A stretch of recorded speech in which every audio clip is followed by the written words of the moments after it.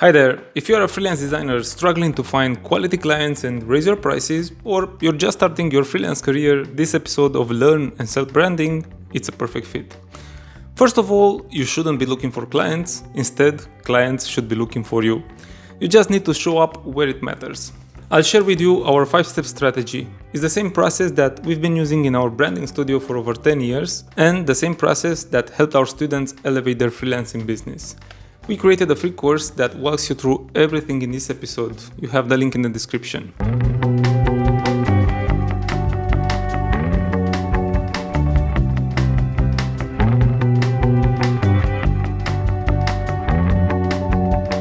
So, going through all these steps takes a lot of time and effort. But once you put in the extra work, you'll escape the red ocean of cheap designers where it's almost impossible to stand out and you're stuck with low budgets and difficult clients, and you'll enter the blue ocean of experts where it's much easier to stand out and work with smart clients on high budgets. Blue Ocean Strategy is a great book that shows you how to position yourself in the market and attract the clients that you want.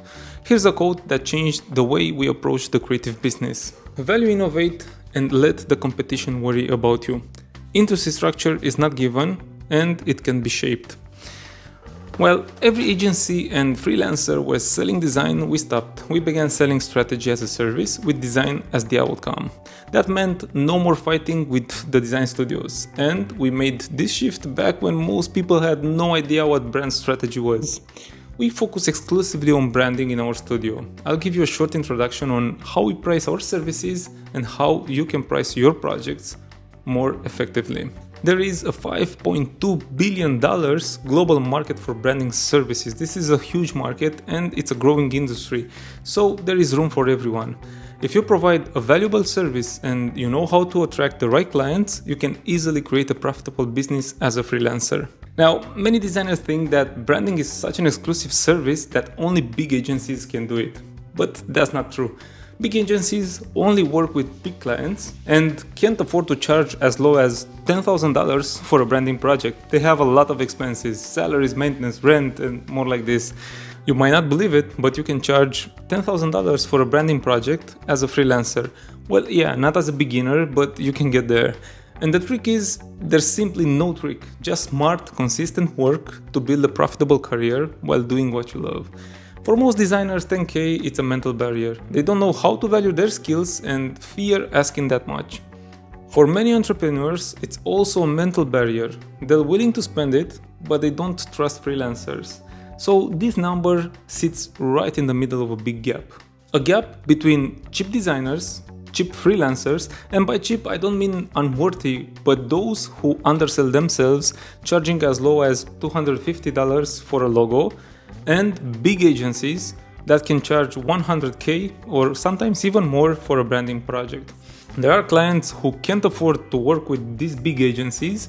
They have a good budget though, but are afraid to trust cheap designers who all look alike on platforms like Behance or Upwork. The key is to rise above those cheap designers and differentiate yourself, attracting the right clients. How far you move up this curve depends on the effort you put into elevating your skills. But one thing is certain, there's only one way, and that's up. As a beginner, you might start with smaller budgets, charging around 2K for a branding project, but you can work your way up to 5K or even 10K per project. I know that might be hard to believe. Who would pay you 10K to design their brand? We used to think the same. When we asked one of our clients why he chose to work with us, his answer stuck with me. He said, "I've started and failed 3 businesses and I learned a big lesson. Working with cheap designers ends up costing more in the long run." So as you see, there are a lot of entrepreneurs that are willing to spend good money as long as you attract them the right way. And we are 2 regular people from Romania working from home and charging between 10K and 35K per project. If we can do it, you can do it too. You just need commitment, because nothing happens overnight.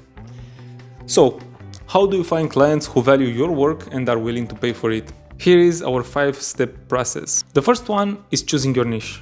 By choosing a niche, you'll be seen as an expert in that field, stand out, and eventually charge more for your work. Focusing on a specific service makes you more attractive to clients seeking that particular service, setting you apart from generalists. It will be much easier to convince clients and negotiate with them. Now, you might think that if you niche down on one service, you won't be able to sell other related services, but this is not the case. You can sell as many services as you want as long as you attract clients with your main service, the one that's your niche. And by far, niching or specializing on branding is the best choice. In many cases, clients will come to you when starting their business, and they usually need more than just branding. They need other related services such as packaging, web design, illustration, or photography. You can either do it yourself, outsource, or refer these services for a commission, charging more for that project. For example, we pass on branding projects that don't align with our budgets for a 10 to 25% referral fee. It goes the same for web design, illustration, or different small design projects. So invest time and energy in building your network, because it pays back. If you find this content helpful, hit that like and subscribe. It gives us the energy to create more valuable content like this. The next step is creating your personal brand. You need to understand this. You are a business, and like any other business, you need strong branding. Because a strong brand presence shows that you're a professional and helps build credibility. Clients are more likely to trust and hire a service provider with a well-defined brand. But you need to go beyond the logo design and create your brand as you would for a real client. When you have a professional appearance, you can charge higher prices because clients will pay for the expertise and value that they perceive you offer. The next step, most designers don't even want to hear about this one, is building a personal website. Yes, it takes time, you have to learn a few extra skills, it involves some costs, and it needs constant maintenance and updates. There's a lot of work while posting your designs on social media platforms like Behance. It's way easier. But that only gets you so far. Everybody does that and you lose yourself in the crowd. Now, building a website is actually not that hard. There are many drag and drops builders like WordPress, Wix, or Webflow that makes the job really easy without requiring any programming skills. And now, ChatGPT can help you solve any problem. Your website must convince your client. The most important aspect of your website is how you structure the information to attract the right clients. You need to clearly communicate your services and include in your portfolio only projects that align with those you want to work on.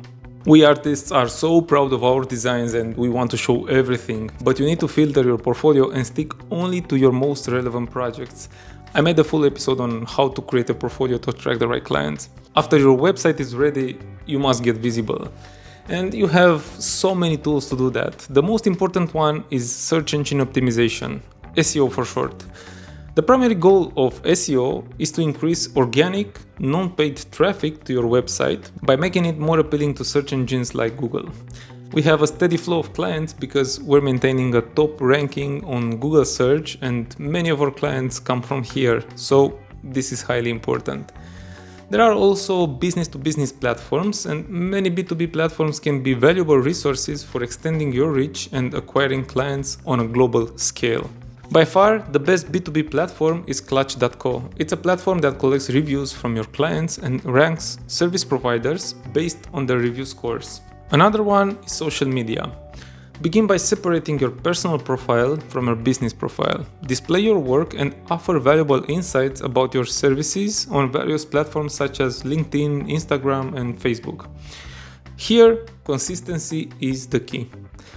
To be honest, we kind of ignore this one because we have a steady flow of clients from our website and it doesn't justify the extra effort. But when you're starting from scratch, you need to put in the extra effort because you never know where clients could come from. That's why it's important to have a professional look on all platforms. The final step is delivering excellence. To earn good reviews and client referrals, you must deliver excellence from the very start, beginning with a proposal. We received this proposal from Alex, a designer who wants to collaborate with us.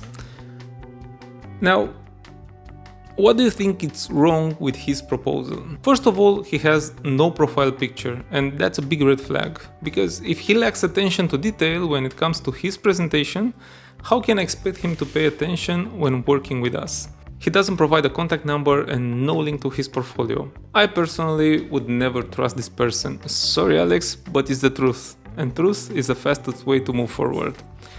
Never send proposals as plain text. Instead, craft a custom designed PDF document that aligns with your brand.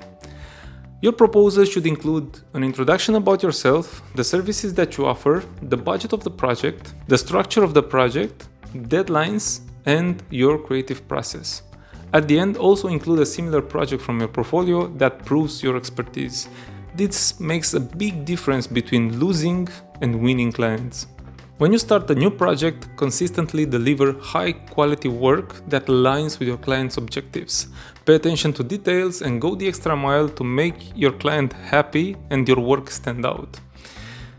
We've seen that many designers, especially beginners, lack professionalism. And don't get this wrong, professionalism doesn't mean having many years of experience. No, it means behaving the right way from the very start. So always act with professionalism from the first contact to project delivery. Respond to emails promptly, follow up on commitments, and treat your clients with respect. Make sure that your client receives what your personal brand is promising. On the Academy website, you can find a complete course on how to craft a winning proposal. It includes a guidebook, a ready-to-use template, and our proposal example. I will include the link somewhere in the description there. This is everything you need to do in order to attract high-paying clients. Choosing a niche, building your brand, building your website, making yourself visible, and delivering excellence. I'm curious now, what step do you find most challenging? Drop it in the comments and I'll get back to you. You can download our course for free. It guides you through all the steps covered in this episode. It includes actionable advice and an online tool to evaluate and compare your potential niches. You have the link in the description. Thanks for watching and don't forget to like and subscribe. It gives us the energy to create more valuable content like this. Check out the Academy and elevate your mind.